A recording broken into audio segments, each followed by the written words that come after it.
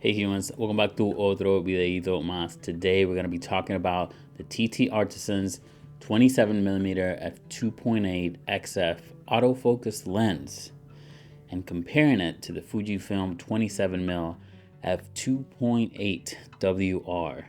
This is technically version 2. And at the end, I'll share with you why I will be returning this lens. And trust me, whatever the reason you're thinking, it's not bad. Trust me. All right, so here we have the special edition TTartisans 27mm f2.8 XF for the Fuji X mount. And what makes this lens so special? Well, the color. that's it, the color. I like to call this lens hotcakes, like the pancakes from McDonald's, because, well, the colors of the lens, you know, the yellow and red McDonald's, and because this is a pancake lens, so ergo, you know, hotcakes, you know what I mean? Like, okay, moving on. Now, this one in particular goes for $170, but if you choose the regular version, which comes in either black or titanium, it will run you about 160 bucks. So the difference is $10, not that crazy, but these are actually discontinued already. And if you try to find one, you'll probably find it for like 250 bucks, which is ludicrous. You don't want to do that unless you're truly gunning for the colors. But the black and titanium are actually available, and I'll leave an affiliate link down below if you wish to go buy it from Amazon. Now, in case you don't know, since this is a lens for Fujifilm cameras, which most of them use APS-C sensors, this lens is a 27mm focal length, but in actuality is a full frame equivalent of a 40mm lens, which in my opinion, I think is super versatile for street photography and like your everyday day-to-day life.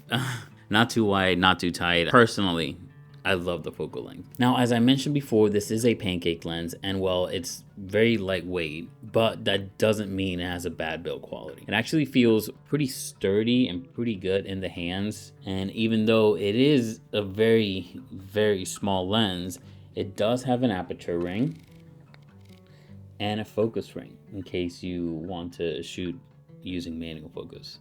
Now, the aperture ring does click,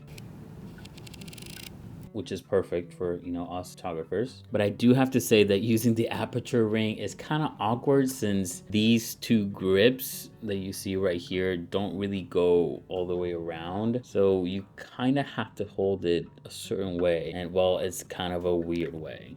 So yeah, keep that in mind. Now, even though this lens has a full metal bayonet / mount, it's not weather sealed since it doesn't actually have a rubber gasket, but this lens does come with a very interesting rear lens cap, which lets you plug it into your computer and perform direct firmware updates to the lens.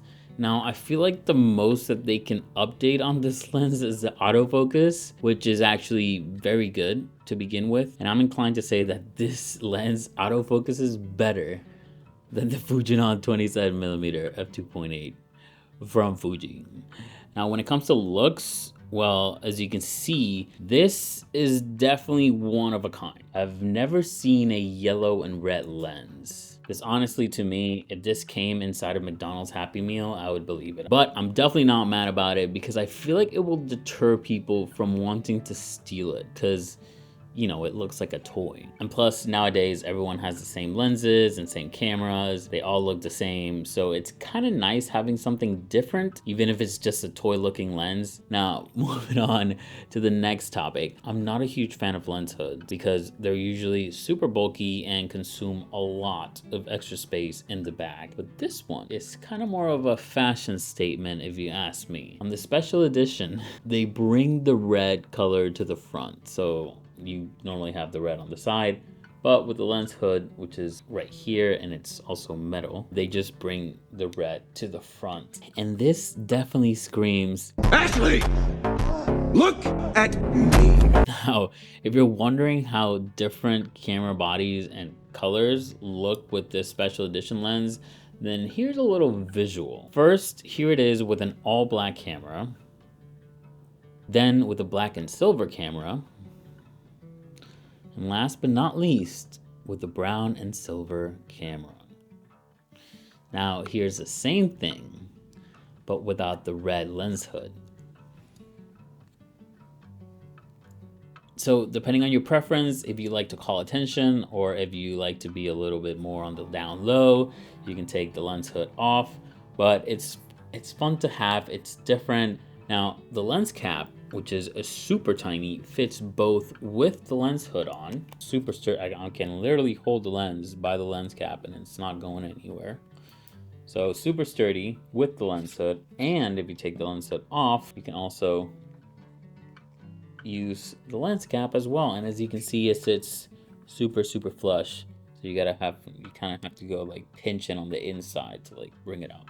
But it's really cool. The lens cap fits on both, and you can also use it to screw on the hood, give you a little bit extra grip in there. Now overall, this lens is pretty powerful for the price. Again, it's $160. For your everyday snapshot, it definitely works like a charm. The biggest problem that this lens has, and it's mostly at 2.8, is the contrast. Like it's pretty flat, but as soon as you take it to f4, the difference is pretty substantial. Like the contrast increases by like a long shot.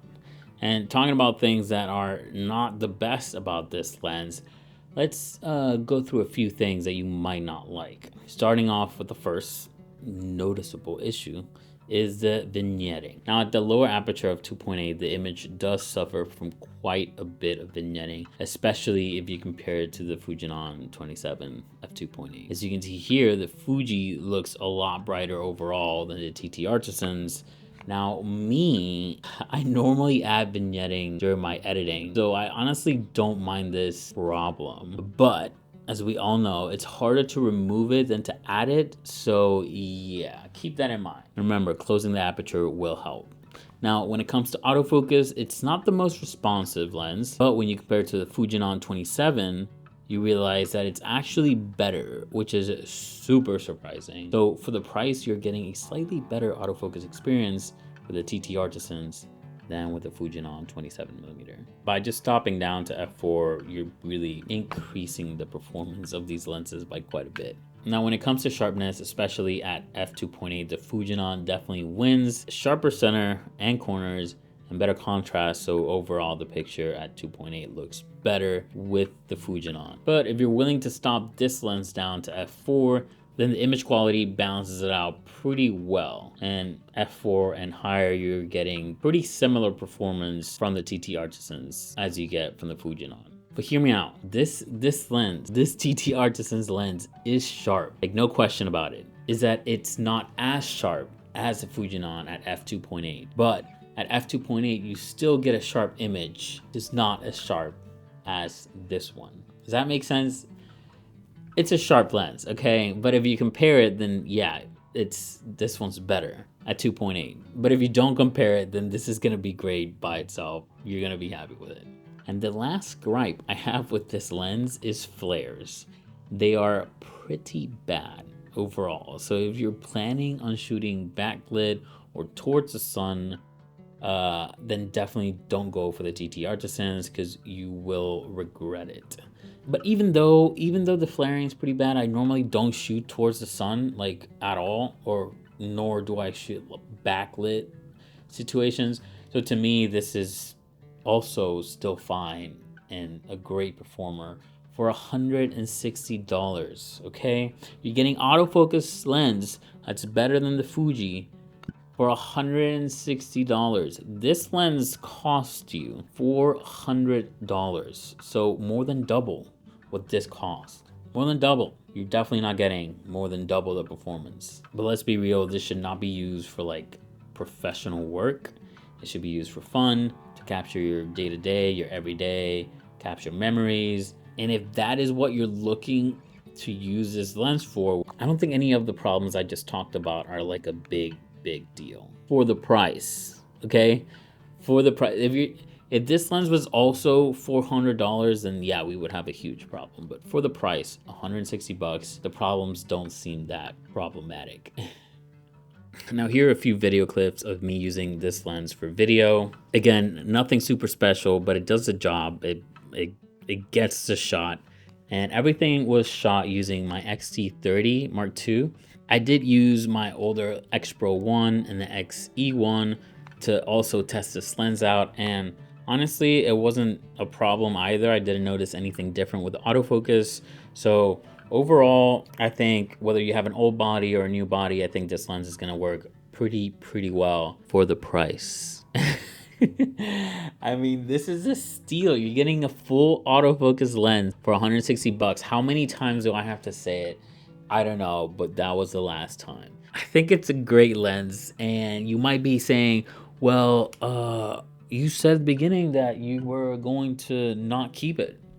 You were gonna return this lens and not keep it. The reason I'll be returning this lens is because this is a 27mm f2.8, which is basically a 40mm f2.8. So guess which other camera has a 40mm f2.8 equivalent? The Ricoh GR3X. That one also uses an APS-C sensor, and it's on the style of a point and shoot, so you can literally take it anywhere. It's a lot more pocketable than what this would be put together. So yeah, that is kind of the main reason I'll be putting the 160 bucks of this lens towards the Ricoh GR3X. So I feel like it's redundant to have that camera and this lens as well.